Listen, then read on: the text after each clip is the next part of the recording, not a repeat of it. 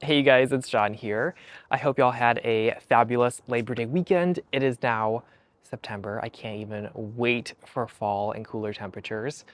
Today's still hot out, but next week is in the 90s, and I am so excited for that. Really, I'm excited for cooler mornings. I love it when it gets down into like the 60s and the 50s. I know we're a little bit far away from that, but cooler weather is just around the corner. So we're gonna do a little bit of a garden tour. I showed you guys, we rearranged this entire garden a little over 2 weeks ago, and a lot of things have grown a ton. So I thought I'd give you guys an update on that. A lot of fall flowers are not in their like full flush right now, but there's a lot of really pretty summer things that are still blooming and hanging out with us. So we have our first stair step bench over here. This is where we have all of our containers that are a little bit smaller. They're all like 6.5 inches, and we really make a really pretty display and color palette on this. I love the bench because it's gonna give you like an instant layered effect. We did hand make this bench. We had someone make it for us. And so we have 1, 2, 3, 4, 5, 6, it's about 7 pots on each layer. And then we can really change them up seasonally and really get a really fun textural and dimension here. So we have a lot of celosias. This is a orange celosia. It's a kimono orange. I thought orange would be really pretty for our late summer and fall garden here. Absolutely gorgeous. We had a mix that's right below the orange one. We planted that one about a month earlier, and it's still looking pretty good. Some of them are kind of fading away. We might switch them out in the next couple weeks, but they look pretty good. In the front there, we have some coxcombs that are not yet blooming, but that is the Brainiac Raven Red. Do you guys see that beautiful red bloom there? Absolutely gorgeous. And the leaves on this plant are so pretty. That dark red leaves. Some of them are actually darker than this, some of the other plants, but we really shoved them in here. We put 3 plants in each pot to really fill out the container. I'll show you guys some other coxcombs that we did that with that are absolutely beautiful right now. We have some pots right here. These are the, oh my gosh, Dragon's Breath celosia, and they're not yet blooming, but the leaves on this plant, you guys, are just so pretty. Just that deep, dark maroon, burgundy leaves. So pretty. And we actually put them in a pot that's not a terracotta pot, which is okay. We have some of these like brown and red ones that we had left over at this house. So we usually just use these for like the winter time. Sometimes we'll put plants in here and just tuck them in the back of the container garden. So that we kind of hide this pot. I usually don't use a lot of ceramic pots just because it's hard to find matching ones. I usually use a lot of terracotta. And even with this one's matching this other one, but it does have some pretty big chips in it.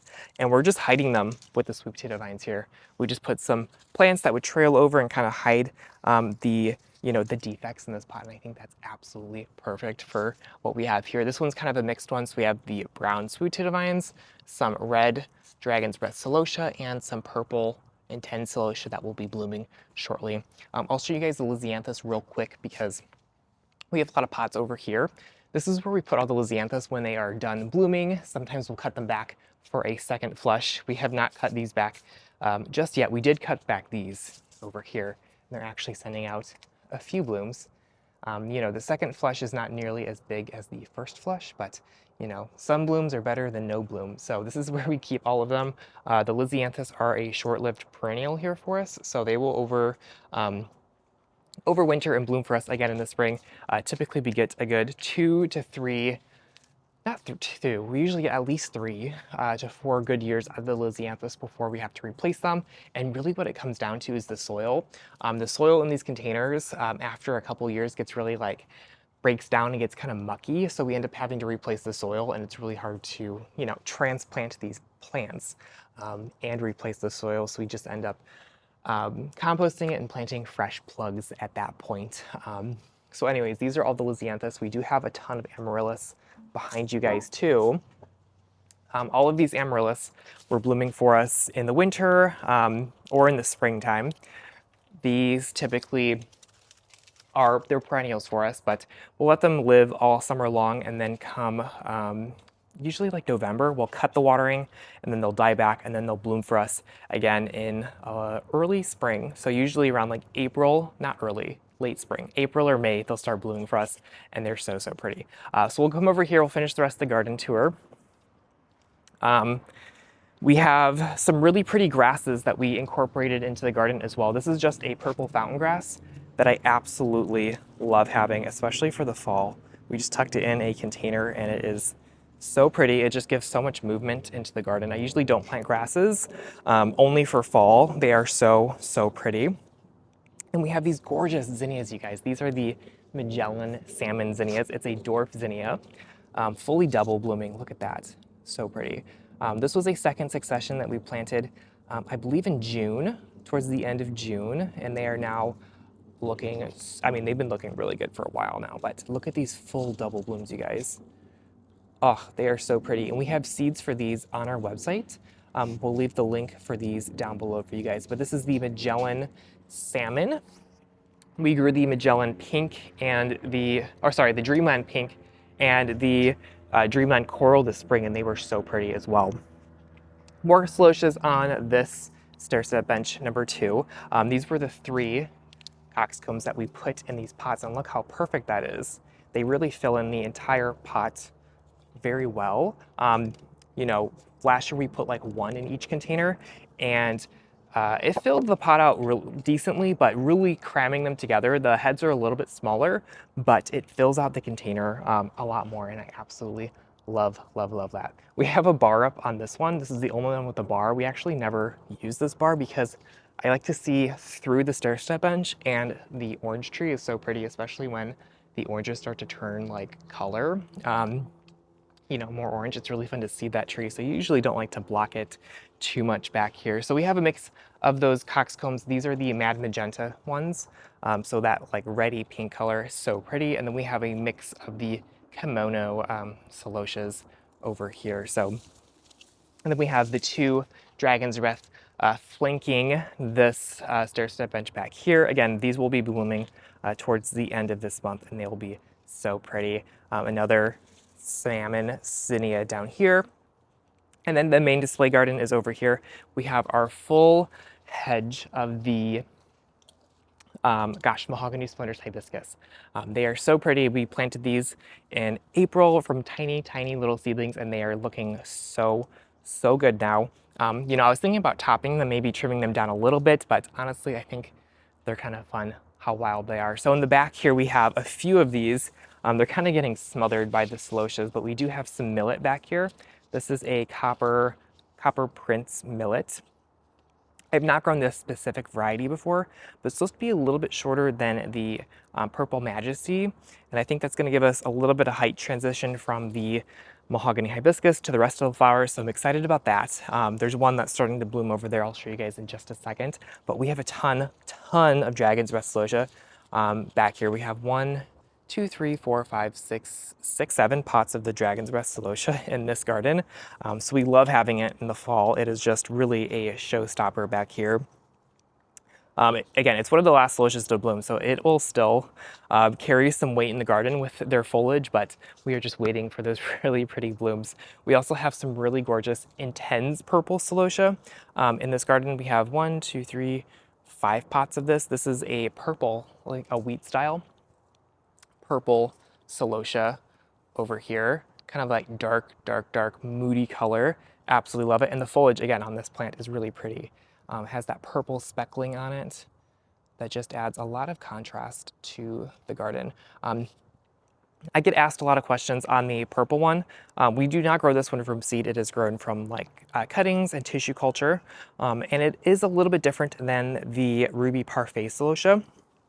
This intense celosia has a lot of branching towards the top of the plant. So there's 1, 2, 3, 5 branches towards the top of this plant. So it's going to produce a really big head on one stem, which is great for the garden. The ruby parfait celosia is going to, we pinch the ruby parfait celosia at the base, and it produces a lot of branching towards the base of the plant there, and it's going to produce like 1 bloom on 1 stem, so it's really good for a cut flower. So I like to use ruby parfait in my cut flower garden, and I like to use the intense celosia in my containers, and really any flower bed. It's a great plant for that. So in front of the intense celosia, we have a twisted orange coxcomb. Look at these coxcombs, you guys.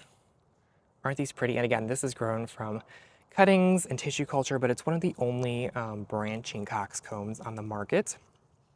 So you're gonna get multiple stems per plant. Most coxcombs, like we showed you with the Brainiac, you're only gonna get one flower per plant, but this one's gonna give you multiple heads, and they're gonna be a little bit smaller, which is kind of cool to see. You know, it's not gonna be a huge showy flower in the garden. It's gonna be a nice filler, which is great because we have a lot of really pretty showy flowers in here, so it's just a great filler in here. In this container, we have 3 plants in this one, so we have a nice size, nice amount of blooms for those 3 plants here. In front of that, we have the twisted gold. And as you can see, this is one plant here. It's interesting how it works because there's like 4 blooms down here, 5 blooms down here, and then it pushed up a second flush. So there's more blooms towards here. So there's gonna be, you know, 6 or 7 blooms up there. But this is one plant, just to show you guys kind of like the size reference of the twisted orange coxcombs over here. And then over here we have some more filler flowers, I guess foliage plants. This is a Alternanthera called Purple Prince. And we actually started this one from seed. It's gonna give us a nice like purple foliage plant in our garden. Usually, sometimes we're sick of seeing all of these sweet potato vines, the purple ones at least. So having some foliage plant, differentiate some different foliage plants is kind of nice in the garden to give us a little bit more contrast. This one is actually really easy to grow as like a rooted cutting. You could just take a snippet off of this, stick it in water or soil, and it's gonna root for you pretty easily. But again, we started these seeds in June and they have grown out pretty good. They'll get darker as the season progresses as well. In front of this, we have a ton more celosias. This is the kimono celosia, and then we have some Cosmo celosia. This is the Cosmo orange. I've been really impressed with the orange one. It's kind of more of like a wheat style that stays a little bit shorter and a little bit more compact. The orange color has been really good. The salmon ones, on the other hand, has not been. I'll show you guys that in just a second. But the biggest thing with celosias is just keeping its color. Sometimes the sun fades the color pretty quickly. So testing out varieties and finding varieties that the color lasts a little bit longer is kind of nice because, you know, we want these bright colors in our flowers and we want them to last quite a long time. So we love the Cosmo Orange. Again, we have more of the Brainiac Mad Magenta as the border in this particular garden, and it's done really well. So we planted these from tiny little plants at the end of June, and they've just grown so fast. We do have more coxcombs back here. This is the Dracula. This is the first time we're growing this particular one. But again, these heads are gonna get bigger. That dark red, moody red flower with these really pretty leaves on them. I'll show you guys the other plant that's a little bit bigger. This one's been getting a little bit less sunlight because it's been getting, I wouldn't say choked out, but it's been getting a little bit smothered by the other ones. But this one over here is so pretty. The leaves are absolutely gorgeous. I've been loving this plant so much. So pretty. So we kind of have a mix of everything else. We have more Alternanthera over here, more sweet potato vines. This was just a bronze sweet potato vine that we used, and then more coxcombs. So they will be blooming. The heads will get bigger and bigger on all of these plants, but they're kind of just at the brink of all of the blooms.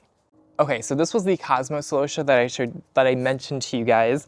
The orange was really great. This was the salmon, and for some reason the salmon just got totally, I don't know, washed out really quickly.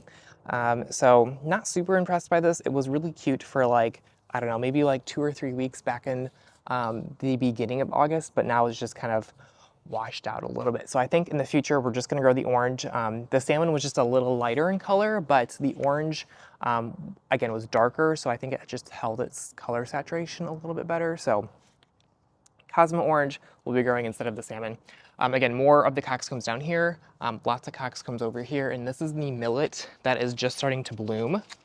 Look at this. This is the Copper Prince millet that I mentioned to you guys. I'll show you guys some other heads that are a little bit bigger, but this is kind of like the grass, but like, you know, much more grand in that sense. It's kind of like an ornamental corn is what I tell people. It grows the exact same way. Over here we have more Dragon's Breath celosia over here.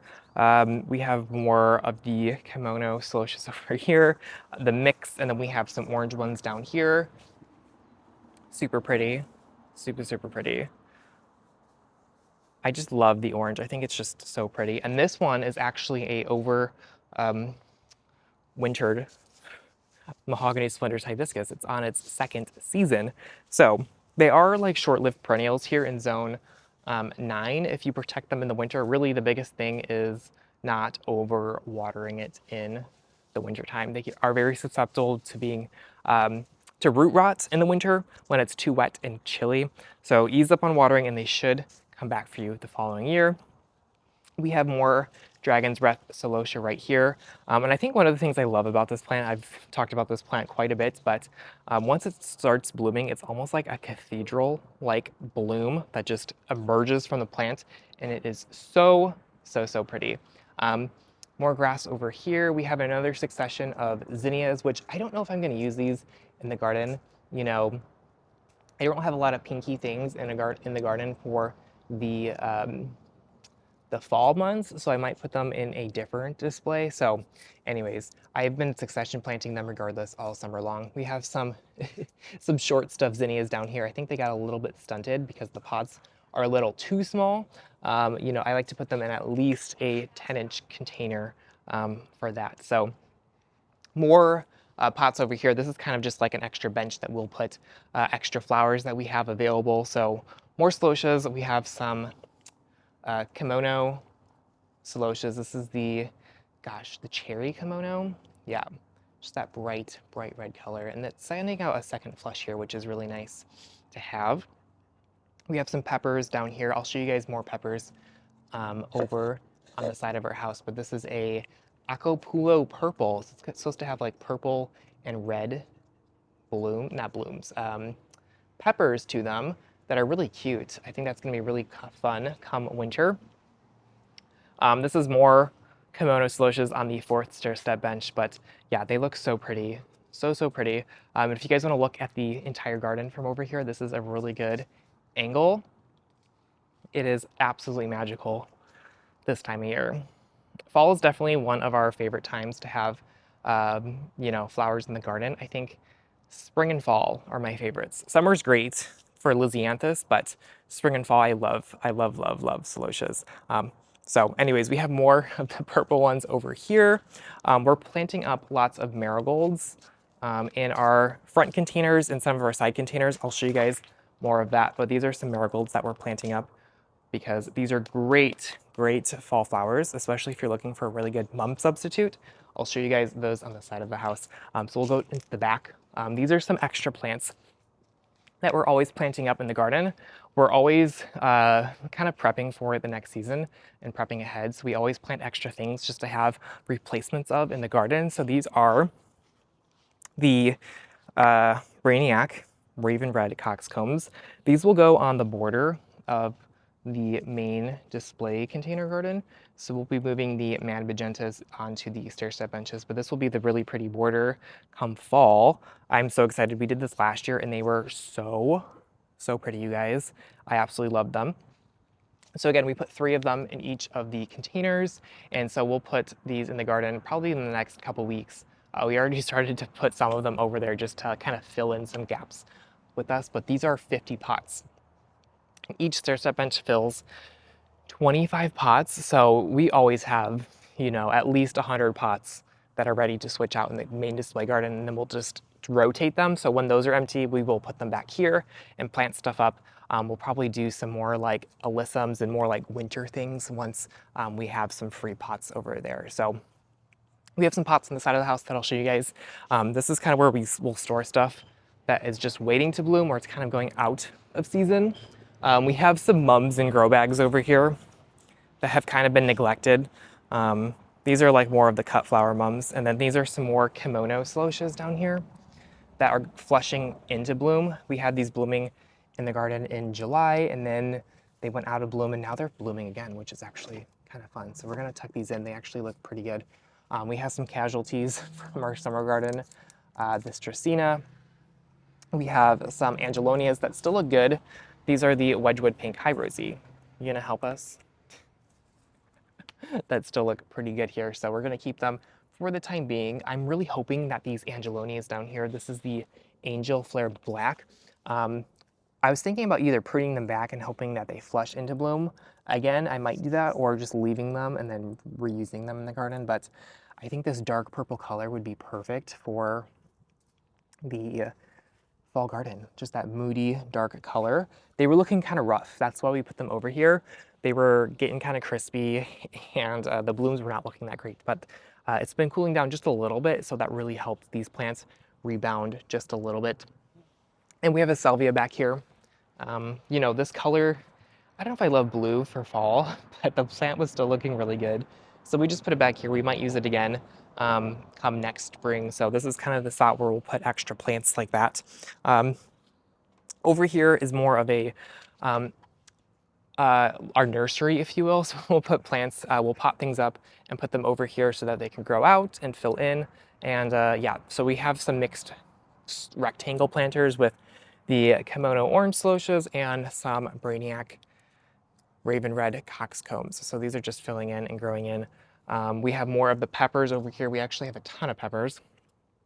We'll get a better look of the, oh, this is a good one right here, of the Acapulco purple. Do you guys see those berries? That like dark reddy purple color. I think it's perfect. They are so pretty. We did have kind of an aphid problem on here, and we've been washing off, blasting these plants with water, and it seems to do a really good job. A lot of these peppers did not grow like at all this summer. They don't like the extreme heat. They'll just sit dormant during that time of year. I mean, we can't blame them. And they'll completely stop flowering during that time too. So they are now just starting to push out a ton of blooms, and so they'll be fruiting in probably the next couple weeks. So I'm so excited to see more fruit on these peppers. We have a few different varieties over here. Like I mentioned, we have the Acapulco purple, we have the Acapulco orange. We had some peppers in the beginning of the season and they kind of dried up, so they're pushing out a second flush here. So we have the Acapulco orange, and then we have the Acapulco red. So lots of peppers over here that will be making their way to the stair step bench in the upcoming weeks. We also have some taller varieties. This is the Oxen red. It's gonna make these like red berries, but I love the foliage. That dark foliage is super pretty. And then we have the Sedona sunset in the back. They're supposed to make like orange and yellow tone fruits. That's more of like a spray type. So that's gonna be really pretty. And these are all the marigolds that we potted up in containers. Absolutely love them. Again, this is a really great mum substitute because they can take the heat, they rebloom, and they just have so many pretty fall colors. This one's called Durango Bee. Just that really pretty rusty color with that gold edging is absolutely gorgeous, and I love how it ages. As you guys can see here, this is a fresh bloom, and then this is a older bloom. They are so, so pretty. We have this Durango Bee seed available on our website, so definitely check that out. We have some other varieties that we're growing. This one was like a, I forget the name of it, but it's a dwarf African marigold. So it's gonna make those bigger blooms. This is a orange variety, and it actually gets shorter than this. This one gets about 10 to 12 inches, and this one gets about 15 inches tall. So these will actually be in the front of the garden. But we are gonna replace a lot of the Cosmo salmon celosias with these marigolds here. So we kind of just threw them in these pots here, and then we're just waiting for them to fill in these containers. We put them really close together. There's 4 in this pot, and there's 3 in these containers, these smaller. These are 8-inch containers because we really just want them to fill in really quickly. We're not looking for a long-term plant here, so really we can put them close together because they're not going to be living in these containers for super long. They're going to be going through September, October, and maybe into early November before we start switching things out for the winter time. So we just want a instant impact, and that's what we do with these marigolds. And then we have some nursery stuff over here. These are just some extra plants that we threw in that we'll use in like client projects as well. So I'll show you guys the front containers because there's some really pretty plants in the front of our house and they have grown in so beautifully. Okay, so we are in the front of our house. We have 7 containers that we put in here. We had a large shrub in this whole area right here. It was a natal plum, but like it was dying out and it was time to just replace it. So I thought it'd be fun just to put some containers in here. And so we had some really pretty pots in here. We had like sweet potato vines and vincas and angelonias in the summer months, but I was like, I want fall up here. So we ripped a lot of them out because some of them weren't looking so hot, and we replaced them with really pretty fall plants. So we have a millet. This is the Copper Prince millet over here. That one's starting to really put on a bloom. And this is one plant, you guys. One plant that's putting out one, two, like 5 shoots here. There's a lot of shoots. We tucked in some of those marigolds, the Durango Bee marigolds here. We did this yesterday where there were some empty spaces. So those are gonna fill in really nicely. We have some Dragon's Breath celosia. This one's a little bit shorter because we just planted that one as well. Some purple Alternathera, more sweet potato vines, and then some more twisted orange coxcombs. And I think we have the intense purple. Yeah, we have the intense purple ones over here. So we kind of did the same thing in all these containers. This one's more just purple. This is a really pretty drift of purple intense celosias. We have some gomphrena over here, not gomphrena, yeah, gomphrena. Look at that, so pretty. And then we have some vincas, more sweet potato vine. Okay, so we have the rest of the containers are kind of a repeat of the first one with lots of this beautiful millet, Dragon's Rest celosia, sweet potato vines, and lots of coxcombs. So it's gonna be really pretty. Look how pretty this one is. I love it. And I was telling Kyle, if there's any holes, because sometimes the sweet potato vines grow and maybe other things kind of get leggy, if there's any holes in like a month from now, we'll just come in with some little like pumpkins or gourds and just shove them in these containers. I think that would be absolutely magical back here. We also have some gaps towards the north side of some of these pots because they don't get a lot of sun. And we have one container that we did not flip. I'll show you guys this one. Because this one doesn't get enough sunlight. We really realized that halfway through our growing season. They're not really blooming too much. These angelinias are not blooming at all. These vincas are blooming very sparsely. They're very leggy. So what we're gonna do is we're gonna put a lot of coleus in these containers. We have some coleus up in the grow room. So that's gonna be a great shade option for here. And then we're gonna tuck them in the north side of the pots because the north side doesn't get a lot of sun at all. So I think putting some stuff on the north side is really gonna fill it in and make it look even more lush over here. Anyways, you guys, that is it for today's video. Thank you so much for watching. Again, we have all of our favorite seeds down in our shop. I'll leave that link down below for you guys. We will have our ranunculus and anemone corm sale this fall, starting in mid-September, so definitely be on the lookout for that. And then we'll have live plants available to ship to your door as well, all of our favorite flowers that will be blooming for spring. So thank you so much for watching, and I'll see you guys in the next video.